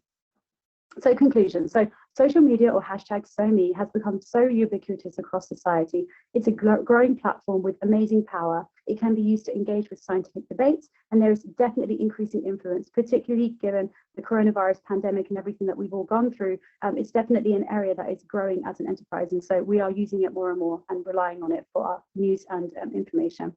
Next slide, please. And with that, you know, I'm on social media. I'm on Twitter actively, professionally as a cardiologist. There's my handle, my name. And I'm also on Instagram, which is a visual platform where I post about nutrition, wellness, and heart health in my preventive practice as a cardiologist. And with that, I'm going to thank you and take questions. Next slide, please. Any questions? Thank you, Dr. Raza. What an amazing talk. You know, the importance of social media in all our lives, but in medicine is becoming clearer. You're at the forefront of that. Information moves so fast. It's often the first place to gather that information. So I hope you don't mind taking some questions from our attendees. Absolutely. So you said a bit about do's and don'ts and the pitfalls. What about medico-legal implications? What could you comment on anything around that? Right, you have to be very careful when it comes to, you are a physician, and so you have a license and you have a reputation and patients who trust you. So it's very, very important to only share information that's credible, that's consistent with what we follow in terms of best practices for medical treatment. And I would avoid giving personalized medical advice to anybody really on a public or even informal platform, unless it's through an authorized kind of official work capacity.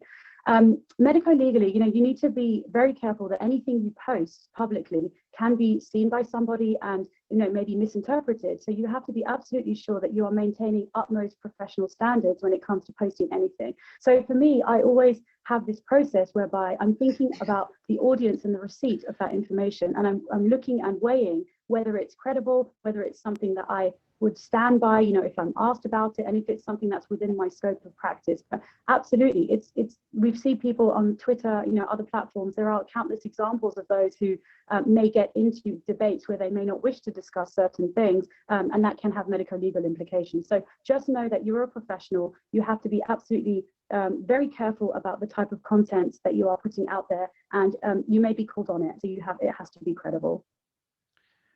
Yeah, fantastic. And then another question about social media and this sort of propagation of false information and conspiracy theories like recent coronavirus. And so how do you navigate around what's right and what's wrong on social media? Right. So I think a lot of that is, identifying the credible source of information. That's the number one thing I think that is very important to think about. So, review. One thing you can do is identify organizations or individuals that have expertise and who are credible. Most of the professional organizations that are active on, say, for example, Twitter, it's peer-reviewed information, it's been authorized, there's citations, and so you're able to do a review and trace it right back to the source. I would say if you are a physician and you're posting on social media, then make sure you're doing your own research. You have read the citation, you understand exactly what the content is before you start sharing. But that's also some of the nature of social media too, where you can have a whole nother aspect, which I won't necessarily comment on because it's a whole nother talk in itself, is disinformation and misinformation. And certainly, if anything, during the pandemic, we've seen so much of this, but there's not technically the scope of this talk, but I would absolutely make sure that people are using credible sources. And if you are posting something out there, it needs to be cited and verified, ideally something that is universally accepted as being standard of care or true. Fantastic. And then because of time, maybe the one last question. Do you ever have difficulty separating your professional life with your personal life, and how do you make sure you don't overlap, or do you overlap, and how do you navigate that? That's a great question, actually. And so, I am active on social media, as many in the audience will know, and I use it on a professional basis. So it's all cardiology related and all related to my interests. I'm an innovator when it comes to preventive lifestyle and, heart healthy lifestyle and wellness and nutrition. And so, I am, but I also think it's very important to have time management and also have healthy boundaries. So understanding about, obviously I'm working full time as a cardiologist. I take call. I've got 2 young children. I'm married as well. So it's, we all have busy lives, but I think it's really important to know which aspects are appropriate to share and which are not. And so whenever I'm thinking about it, I post a lot of myself personally, and it's always with the context of what's relevant for cardiology. And also people do like seeing a bit about the individual as well. So knowing the aspects which are professional. And so, that may be something about your interests or a little bit about yourself and your educational background that may be of interest to people, because people like to get to know the individual. But what I do is I set boundaries. So I'm really targeting information that I think is relevant. And I think time management is certainly one of those aspects. Brilliant. Well, there's still more questions, of course, and we should have you back for this topic and other topics. And so thank you again so much, Dr. Raza, for your talk. It's an honor and a privilege. Thank you so much. So we've come to the end of our talks, and I think everyone will agree we've had a wonderful event. And that's thank you to all 4 of our speakers who've been absolutely brilliant. And I really wish we could have longer with each speaker. And I hope all the speakers would take our invite to come back, maybe in a face-to-face event in the future where we can actually meet everyone and socialize again.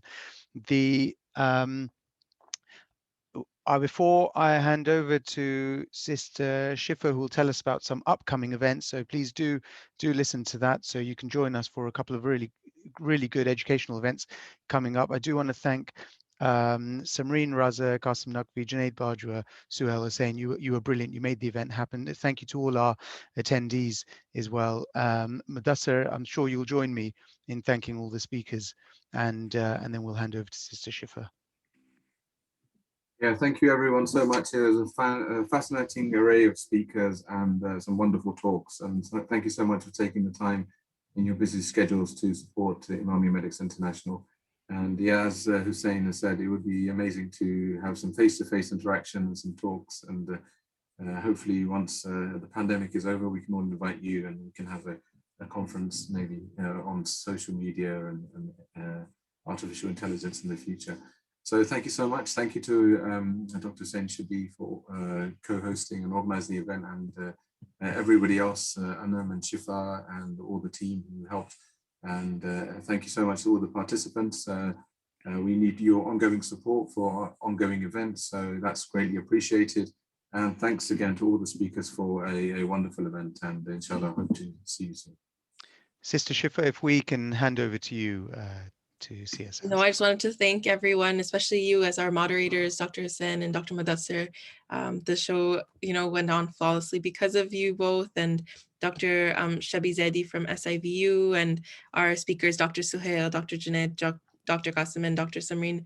We're so excited to have you, as speakers, and then hopefully we'll bring you on for some upcoming events. So speaking of, we do have one upcoming event in about on updates in COVID-19, moderated by Dr. Hussain Shabi, where we have Dr. Zainab Mukhtar from Germany and Dr. Fatma Hussain from London, who will be joining us on Saturday, the 10th of April. So I will link the registration in the chat. We would love for you to join us on from 1 to 2 p.m. UK time. I would also, we're also going to be streaming live on Facebook as we have on this event. And then finally, I just wanted to ask you, each of you to please join us on our various social media, keep in touch. As you know, IMI is the only Shia medical professional body in the world registered. And so, take a look at what we do, including education and professional development, health and medical services, humanitarian services, and advocacy. Visit our website at imamiamedics.com, and then also please follow us in the same realm as our speakers on Facebook, Twitter, Instagram, LinkedIn, and YouTube. So thank you so much, everyone. And we hope to see you again in 2 weeks.